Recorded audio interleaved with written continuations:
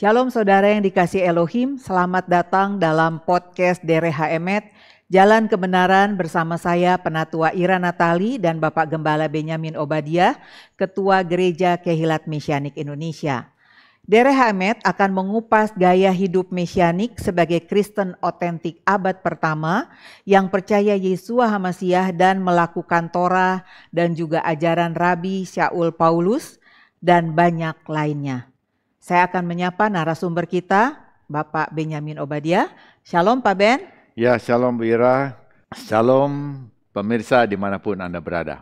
Hari ini kita akan membahas Kristen dan Mesianik bangsa-bangsa atau Kristianoi abad pertama dan Mesihim Gerim abad 21. Mana yang otentik dan bagaimana penjelasannya? Ya, untuk menjawab ini kita memang harus melihat sejarah munculnya istilah-istilah seperti Kristianoi atau terjemahan Kristen ya. Dan kemudian itu ternyata muncul dalam lingkungan Yudaisme abad pertama. Atau disebut juga Judaisme periode Bait Suci kedua. Jadi zaman Yesua hidup dan juga Rasul Paulus hidup. Nah, kita memang mesti lihat sejarah itu karena memang kekristenan yang kita kenal sekarang itu lahir dari rahim Yudaisme. Jadi lahir dalam periode Yudaisme dan dipayungi oleh Yudaisme waktu lahirnya juga ya. Nah, jadi kita lihat di dalam Yudaisme itu ada beberapa istilah yang berhubungan dengan pengikut Yesus Kristus atau Yesua HaMasiah. Jadi yang pertama itu kita bisa lihat Haderek. Kemudian juga Hanostrim. Nah, Haderek dan Hanostrim ini muncul di Yerusalem. Jadi ini memang ditujukan bagi murid-murid Yahudi dari Yesua HaMasiah. Semuanya Yahudi ya. Mereka tinggal di Yerusalem. Tapi kemudian waktu Injilnya keluar dari Israel dan sampailah di Antioquia, itu murid-murid di sana yang adalah orang-orang Greko-Roman itu disebut Kristianoi. Jadi Kristianoi itu ditujukan kepada pengikut Yesua HaMasiah, pengikut Yesus Kristus dari orang-orang Romawi. Roman ya. Jadi di luar Yahudi, Pak. Di luar Yahudi ya. Nah, itu semuanya tercatat di dalam Kisah Rasul. Kitab Kisah Rasul ya. Jadi kalau memang mau didalami, kita bisa lihat ayat-ayatnya. Ya, seperti dalam Kisah Rasul 9 ayat 1 dan 2.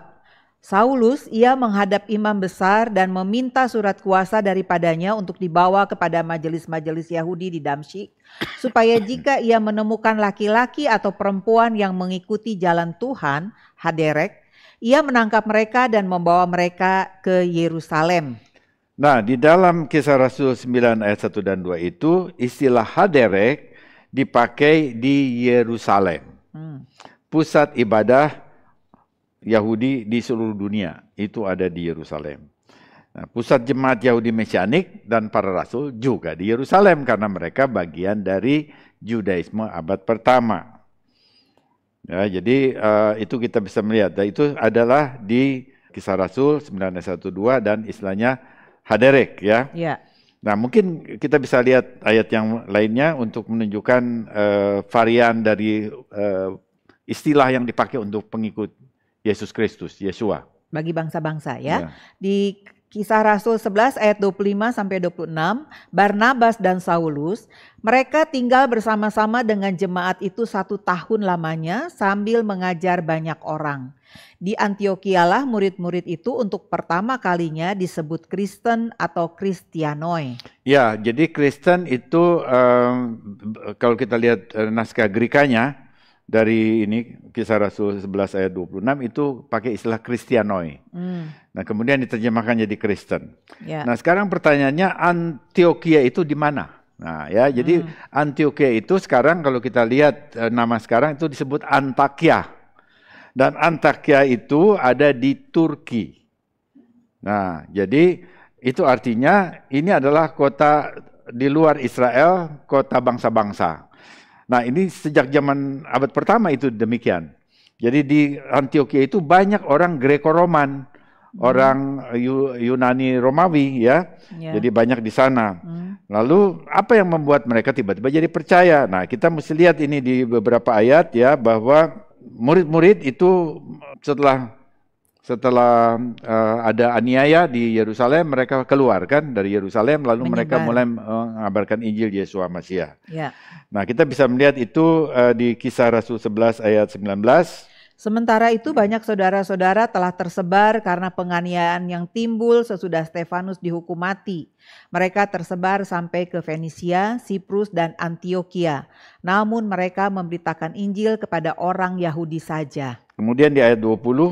Akan tetapi di antara mereka ada beberapa orang Siprus dan orang Kirene yang tiba di Antioquia dan berkata-kata juga kepada orang-orang Yunani dan memberitakan Injil bahwa Yesus adalah Tuhan. Berikutnya. Dan tangan Tuhan menyertai mereka dan sejumlah besar orang menjadi percaya dan berbalik kepada Tuhan. Ya, kita lihat ya dari ayat yang tadi sudah dibaca bahwa ada orang-orang dari Siprus dan orang Kirene tiba di Antioquia dan mereka lalu menyaksikan Injil Yesus Masiah itu kepada orang-orang Yunani. Nah, ini catatan penting ini. Ini orang Yunani, ini bukan Yahudi tapi Yunani. Bahwa Yesus adalah Tuhan. Nah, kemudian Tuhan memberkati sehingga sejumlah besar orang menjadi percaya. Nah, itu menunjukkan bahwa yang percaya kepada Yesus Masiah, Yesus Kristus di Antioquia itu adalah orang-orang Yunani, mayoritasnya mereka. Dan kemudian di Kisah Rasul 11 ayat 25-26, mereka disebut Kristianoi. Jadi waktu kita membaca Kristen itu di sana, itu tidak berarti itu murid Yahudi disebut Kristen, bukan. Tetapi yang disebut Kristen itu adalah orang-orang Yunani yang percaya kepada Yesus Masiah.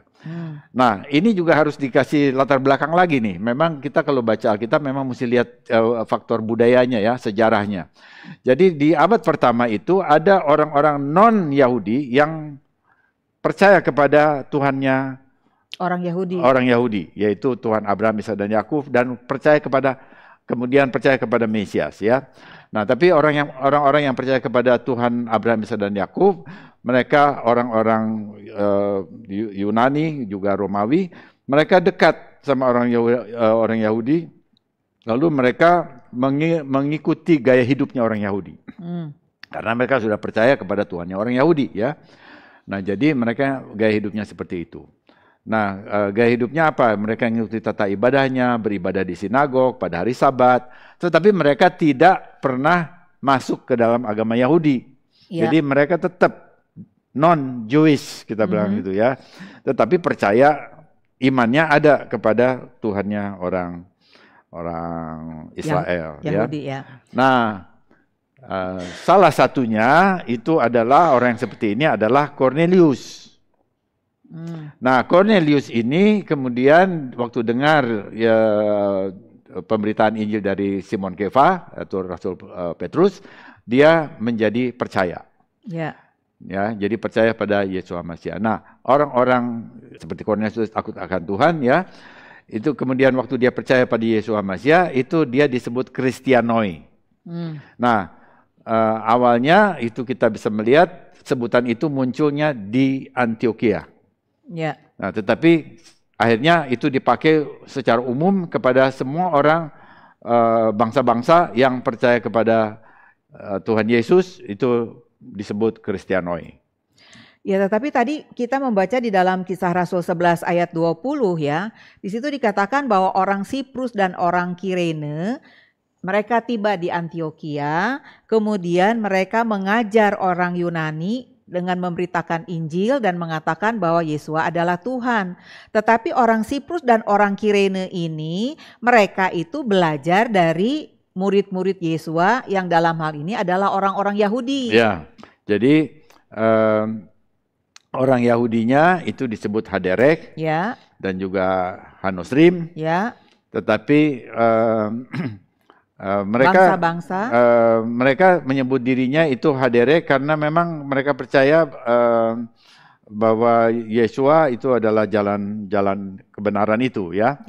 Kemudian murid-muridnya itu tidak disebut seperti dengan istilah Ibrani.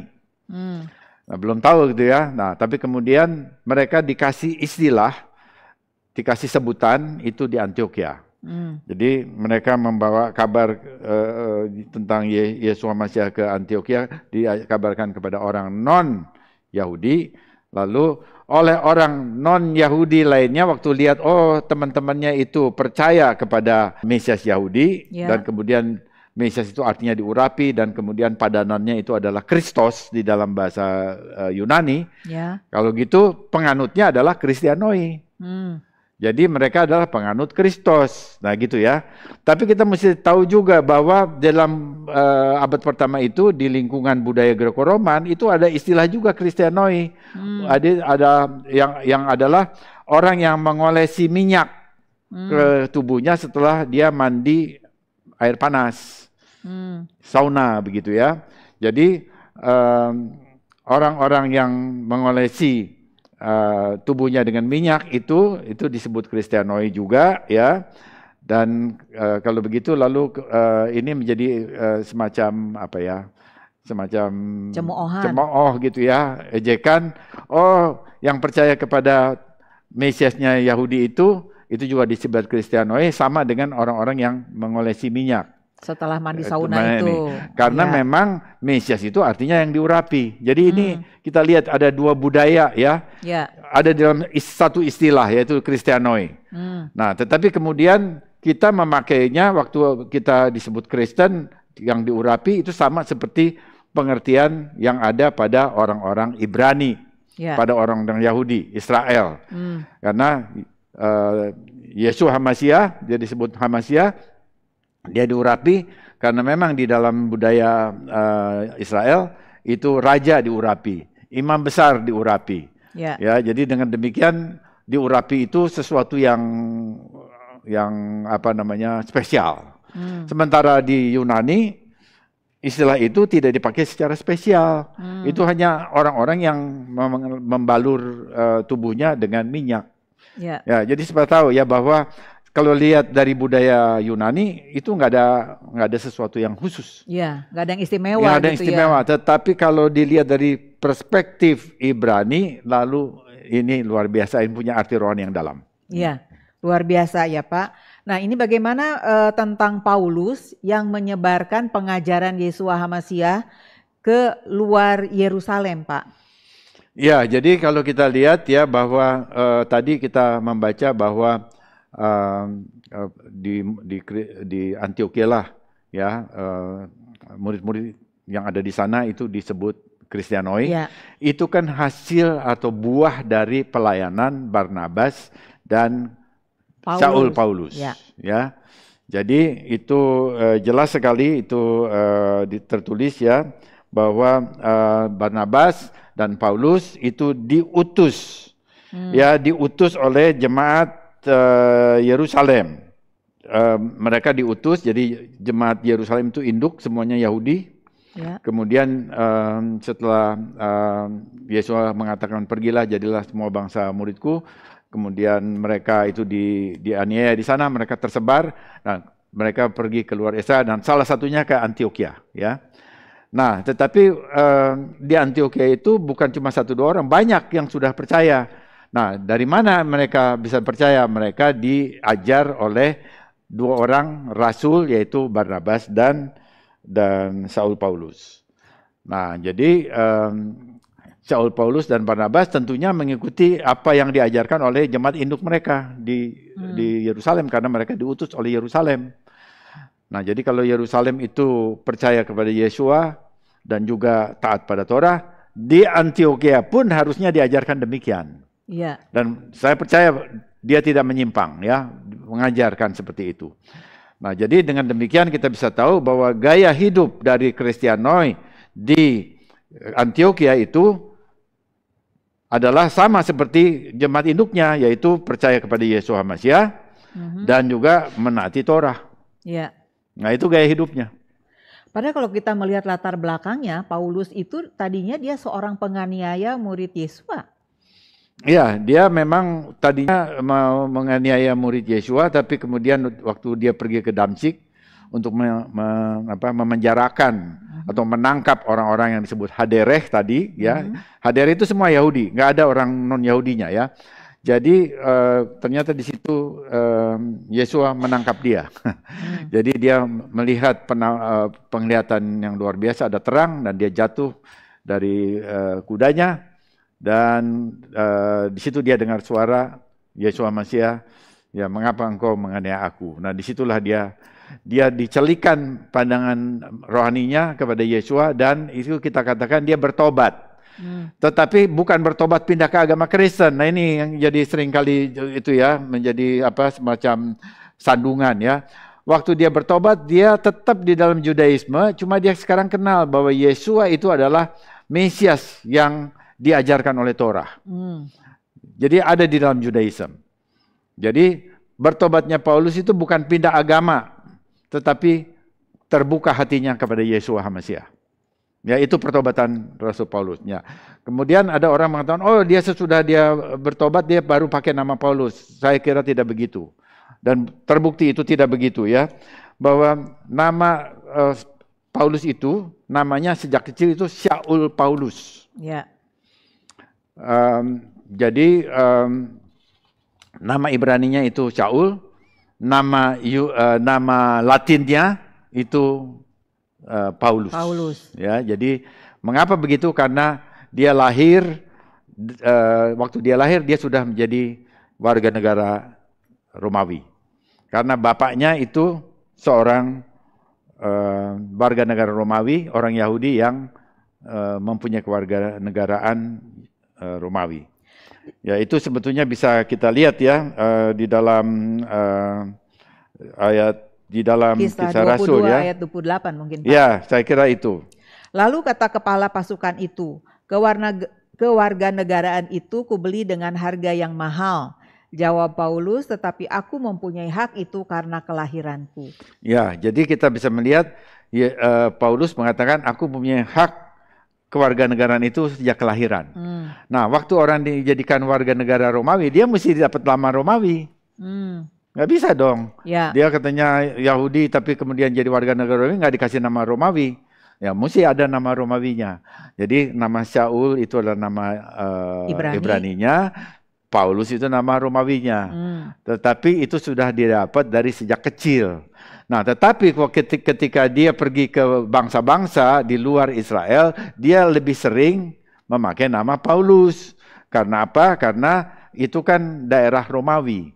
Jadi dengan begitu dia mengidentifikasi dirinya dengan orang-orang yang dia layani. Ya. Yang maunya, aku Saul apa kan jadi sebenarnya jauh, ya. Ya, berjarak. Dia pakai nama Romawi juga, sehingga yang dia layani orang Romawi juga. Nah, jadi kan sebetulnya lebih akrab. Gitu. Ya, karena seperti yang ditulis juga, ya, ketika dia bergaul dengan orang Yahudi, dia seperti Yahudi. Ketika dia bergaul dengan bangsa-bangsa, maka dia juga seperti bangsa-bangsa, seperti itu, ya. Nah, lalu kemudian bagaimana dengan gaya hidup kaum Kristianoi ini, Pak? Ya, gaya hidup Kristianoi itu, ya, itu kita bisa lihat di dalam Alkitab juga. Dan kali ini seperti tadi saya katakan bahwa contohnya itu sebelum orang menjadi Kristen itu mereka sudah lebih dulu menjadi orang yang takut akan Tuhan. Jadi disebut orang yang takut akan Tuhan, atau bahasa Grekanya phobomenoi ton theon. Ya, jadi orang-orang yang takut akan Tuhan. Kalau bahasa Ibraninya yirei Hashem. Yeah. Nah, jadi mereka ini adalah orang Greko-Roman yang lihat gaya hidupnya orang Yahudi dan percaya Tuhan orang Yahudi, dan ternyata mereka percaya daripada dewa-dewa Greko-Roman yang nggak jelas, begitu, ya. Lalu mereka percaya kepada Tuhannya orang Yahudi, dan karena itu mereka suka datang ke sinagog. Di sana dikasih pelajaran Torah, ya, pada hari Sabat. Kemudian di sana juga mereka lihat hari raya. Di sana juga mereka melihat gaya doanya orang Yahudi itu 3 kali sehari. Lalu mereka tiru. Sehingga gaya hidup mereka itu jadi gaya hidupnya orang Yahudi. Tetapi mereka tidak resmi menjadi proselit. Tidak konversi ke jadi penganut Yahudi. Nah, ini disebut orang-orang yang takut akan Tuhan. Nah, waktu orang-orang yang takut akan Tuhan ini mendengar kabar tentang Yeshua HaMashiach, Mesias Ibrani yang mati disalib dan bangkit, maka mereka percaya dan sebagai pengikut Mesias atau bahasa Yunani-nya Kristus, mereka disebut Kristenoi, ya. Nah, jadi gaya hidupnya itu yang tadi saya bilang di situ bahwa di dalam Alkitab ada contoh yang konkret, yaitu Cornelius. Ya. Jadi Cornelius ini kita baca ya, itu dia di dalam Kisah Rasul itu di Kisah Rasul 10 ayat 1 dan 2. Oke. Di Kaisarea ada seorang yang bernama Cornelius, seorang perwira pasukan yang disebut pasukan Italia. Ia saleh, serta seisi rumahnya takut akan Elohim, dan ia memberi banyak sedekah kepada umat Yahudi dan senantiasa berdoa kepada Elohim. Ya, jadi dia kasih sedekah, dia berdoa, dia saleh. Dia saleh. Jadi saleh itu artinya godly, artinya mengikuti gaya hidup orang-orang yang percaya Tuhan, ya, bukan percaya dewa-dewanya Yunani Romawi. Nah, jadi bagaimana dia berdoa? Dia berdoa 3 kali sehari. Itu orang Yahudi berdoa 3 kali sehari. Ya, sejak zaman Daniel pun 3 kali sehari, bukan 5 kali atau 7 kali, ya, 3 kali sehari. Nah, lalu kemudian kita bisa lihat waktu dia dilawat oleh malaikat. Kan malaikat melawat dia, mengatakan doamu sudah didengar oleh Tuhan. Ya. Nah, itu waktu dia berdoa, jam di situ disebut dengan jelas jam 3 petang. Itu doa apa? Itu doa mincha namanya di dalam tata doa orang Yahudi.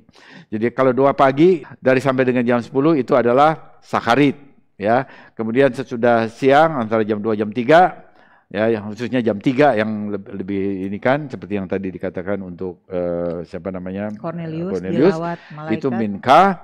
Kemudian sesudah matahari terbenam ada 1 kali 2 lagi itu disebut ma'arif. Ya. Jadi kita bisa lihat bahwa mereka berdoa 3 kali dan Cornelius ikut seperti itu. Jadi dia betul sudah melihat gaya hidupnya udah seperti itu. Kemudian dia juga memberikan sedekah atau sedekah. Jadi itu sumbangan, ya, bisa itu berupa uang, bisa juga berupa materi, makanan, dia kasih ke sinagoga. Jadi itu menunjukkan dia memberikan kebaikan atau melakukan tindakan kebenaran kepada orang-orang Yahudi. Ini kan satu keakraban, satu keramah tamahan antara orang non Yahudi kepada orang Yahudi. Dan itu sesuatu yang baik, ya.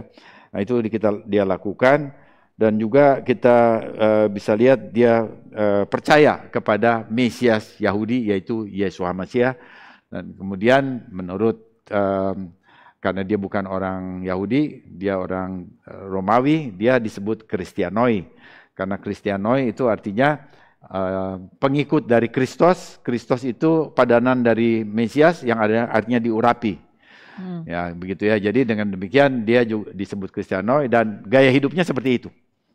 Nah, kemudian apakah gaya hidup Kristianoi otentik di abad pertama ini sama tidak dengan gaya hidup orang Kristen abad 21? Nah, ini yang barangkali kita bisa sama-sama menilai, ya. Karena kita hidup di abad 21, kita ada di lingkungan kekristenan. Bagaimana? Ya, tadi saya katakan bahwa para rasul itu di Yerusalem itu dia percaya Yeshua HaMashiach. Dan kemudian mereka menaati Torah, ya, itu jelas. Termasuk Paulus juga demikian, ya. Nah, kita bisa lihat itu semua ada pembahasannya, mereka begitu. Dan waktu mereka mengabarkan Injil, kemudian misalnya sampai ke Antioquia, mereka juga melakukan tindakan yang sama karena mereka diutus oleh Yerusalem. Jadi mereka mesti melakukan mengajarkan, yaitu percaya kepada Yeshua HaMashiach sebagai juru selamat dan juga menaati Torah. Itu gaya Kristianoi abad pertama yang kita katakan Kristen otentik itu. Ya, mereka bangsa-bangsa yang mendapatkan pengajaran langsung dari rasul-rasul. Jadi Kristen otentik. Nah, sekarang kalau kita lihat di abad 21, apakah gaya hidupnya sama seperti itu? Saya mengatakan tidak. Tidak bisa mengatakan tidak menurut faktanya. Ya. Karena di zaman sekarang kalau kita lihat orang Kristen pada umumnya ya, itu ya percaya Yesus Kristus ya percaya, ya Injil ya percaya, oke, good. Tetapi dalam hal Torah ternyata tidak ya. Seringkali menganggap Torah itu udah diselesaikan, Torah itu sudah disingkirkan, atau bahkan ada yang mengatakan oh itu sudah dibatalkan gitu ya. Ya jadi kalau udah mengatakan demikian pasti ketaatan kepada Torahnya juga kurang. Saya tidak mengatakan tidak, tetapi berkuranglah. Misalnya hari Sabat, oh sudah diganti jadi hari Minggu. Yeah. Kemudian padahal nggak ada perintahnya ya. Kalau kita mau melakukan segala sesuatu atas dasar perintah itu nggak ada perintahnya. Yeah. Sabtu dipindah ke hari Minggu, Sabat dijadikan hari Minggu, tidak pernah ada perintahnya. Kemudian kita juga lihat bahwa ada hal-hal yang berhubungan dengan hari raya. Itu jelas ada perintahnya. Yerusalem melakukan itu. Dan itu pasti diajarkan juga. Kita bisa lihat ada banyak ayat yang berhubungan dengan hari raya di Brit Hadasah atau dalam Injil, dalam Perjanjian Baru. Tapi itu tidak pernah dikenali secara utuh. Semuanya sudah dalam perspektif Yunani. Seperti Paskah, Easter gitu ya. Enggak ada Easter. Orang Yahudi enggak pernah kenal Easter. Murid-murid Yesus abad pertama, 12 murid itu nggak pernah kenal Easter. Apa itu Easter ya? Ada Passover. Nah, kalau kita perhatikan itu tidak persis sama antara Pesak Yahudi dengan Easter Greco-Roman, nggak bisa sama ya, itu beda. Tanggalnya juga bisa berimpit, bisa jauh begitu. Nah, jadi hal yang seperti itu tidak ada. Sehingga dengan demikian juga gaya makanan ya, dari segi makanan kosher. Jelas Kristen 21 itu semuanya makan, sementara para rasul itu tetap kosher. Jadi pasti ada perbedaan, ada bedanya, sehingga kita tidak bisa mengatakan bahwa Kristen abad 21 itu adalah Kristen otentik di abad pertama seperti yang diajarkan oleh para rasul. Iya. Ya. Nah, tetapi Pak, pembaca Alkitab di abad 21 ya, dalam hal ini orang-orang Kristen, saat mereka membaca istilah Kristen dalam Kisah Rasul 11 ayat 26, mereka tuh menganggap bahwa kekristenan abad 21 itu sama dengan kekristenan abad pertama. Ya, itu satu mungkin silaf, tapi itu satu kekeliruan ya. Jadi kita lihat sesuatu konsep kekristenan abad 21, kita pikir waktu kita baca Alkitab, oh itu persis sama. Padahal kita kurang cermat, karena kitab suci kita itu yang Kisah Rasul pasal 11 tadi, itu ditulisnya abad pertama. Sementara kekristenan abad 21 tidak muncul dari abad pertama, karena setelah abad kedua itu ada perubahan. Ada ajaran-ajaran dari bapak-bapak gereja yang kemudian menambah unsur-unsur Yunani, kemudian ada Konsili Nisea ya, yang juga menambah unsur-unsur bangsa-bangsa ke dalamnya, juga dalam tatanan iman. Ya, bisa diterima konsepnya memang berasal dari kitab suci, tetapi toh rumusannya rumusan mereka. Seperti istilah Trinitas ya. Istilah Trinitas itu tidak ada di semua rasul. Tidak ada yang pernah menulis Trinitas. Itu muncul di abad kedua, salah satunya dari Tertullianus dan kemudian yang lain-lain, kemudian juga di Konsili Nisea. Ya, jadi istilahnya ya, itu muncul di kalangan non-Jewish. Orang Yahudi nggak pernah kenal itu. Nah, walaupun konsepnya dikatakan berasal dari kitab suci, oke, nggak ada masalah kalau konsepnya. Tetapi istilahnya yang saya maksud itu tidak ada. Dalam seluruh Alkitab juga nggak ada ya, Kristen Pak. sekarang kan justru menganggap itu jadi satu pakemnya begitu ya. Lalu kita menganggap bahwa orang Kristen abad pertama, Kristiano di abad pertama itu sama seperti kita percaya memakai istilah Trinitas. Ya tidak. Itu namanya dua hal. Satu, kita memakai pikiran kita masukkan ke dalam ayat Alkitab, itu disebut eisegesis, itu satu praktek yang tidak dianjurkan dalam hermeneutics tafsir Alkitab, ya, itu nomor satu. Atau juga kita bisa melihat bahwa ini adalah gejala anakronisme. Anakronisme itu adalah berasal dari bahasa Greka. Ana itu lawan, kronos itu urutan waktu. Jadi melawan urutan waktu. Artinya anakronisme. Jadi sesuatu yang belum ada ya di abad pertama, lalu kita ambil sesuatu yang istilah yang berbeda, kita taruh ke dalamnya. Atau kekristenan abad 21 ini tidak pernah ada di abad pertama yang model ini ya. Dengan nuansa Yunani itu nggak ada. Lalu kemudian kekristenan model ini kita taruh di abad pertama. Nah, itu anakronisme. Jadi kita sudah mengacaukan urutan waktunya. Ya, jadi bisa dikatakan begini mungkin Pak, Kristen abad pertama itu di bawah ajaran para rasul Yeshua HaMashiach yang tetap ada dalam Judaism. Sedangkan kekristenan abad 21 itu sudah diwarnai pikiran Yunani, Romawi, bapak-bapak gereja dan konsili Nisea. Bisa dikatakan demikian ya Pak? Dan juga Konstantinus ya, kaisar ya. Jadi dibawa pergi lebih kepada gaya hidup orang Greko-Roman Eropa. Ya seperti itu. Ya, jadi memang jelas beda ya gaya hidup antara Kristianoi abad pertama dengan kekristenan abad 21. Nah, tetapi apakah di abad 21 ini Pak ada komunitas yang gaya hidupnya itu dekat atau bahkan sama dengan Kristen abad pertama? Ya, puji Tuhan, Tuhan selalu memelihara umat yang rindu kepada kemurnian. Ya, kemurnian kita katakan. Jadi dia memelihara itu dan dia memelihara kelompok yang disebut remnant atau kelompok kecil yang tetap mau seperti jemaat pertama yang ada di Yerusalem, dan kelompok itu sekarang di sini kita sebut itu kelompok mesianik, bangsa-bangsa. Jadi kelompok mesianik itu ada dua, yang satu mesianik Yahudi itu untuk orang-orang Yahudi, tapi ada mesianik bangsa-bangsa yaitu non-Yahudi. Ajarannya sama, Yeshua adalah Mesias ilahi dan mentaati Torah, sama, tetapi memang dari tingkat rinci Mesianik Jew karena dia orang Yahudi, dia lebih rinci. Sementara Mesianik bangsa-bangsa tingkat rincinya ya tidak begitu tidak ketat, seperti orang Yahudi lah. Ya. Tetapi kita tetap ada di Sabat, kita juga ada di hari raya, kita juga mau melakukan kosher makanan yang kosher. Kita melakukan itu semua, tapi tingkat rincinya itu lebih rinci orang Yahudi. Nah, bagaimana dengan Gereja Kehilat Mesianik Indonesia? Ya, Gereja Kehilat Mesianik itu dengan gaya seperti tadi ya kita juga percaya pada Yeshua HaMashiach yang bersifat ilahi, kemudian juga mau menaati Torah, ibadah pada hari Sabat, hari raya kita rayakan, kosher juga kita ajarkan. Maka Gereja Kehilat Mesianik Indonesia itu adalah bagian dari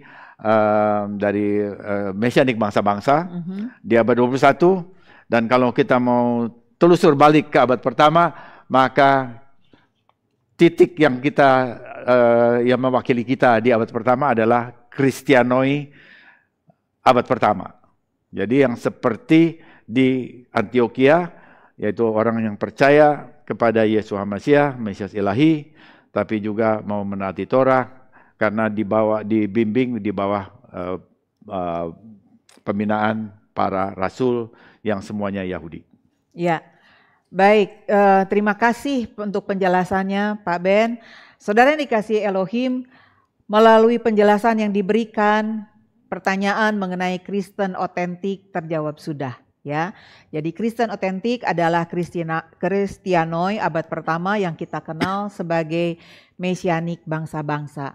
Di manakah posisi saudara? Menjadi Kristen otentik abad pertama bernuansa Ibrani atau Kristen abad 21 bernuansa Yunani? Saya percaya saudara diberkati melalui podcast ini. Jangan lupa like, subscribe, dan share. Yuk, kita penuhi dunia ini dengan pengenalan akan jalan kebenaran seperti yang dinubuatkan Nabi Yesaya di dalam Yesaya pasal 11. Seluruh bumi penuh pengenalan akan Tuhan seperti air yang menutupi lautan. Kami berdua, saya Penatua Ira Natali dan Bapak Gembala Benyamin Obadiah undur diri. Shalom. Shalom.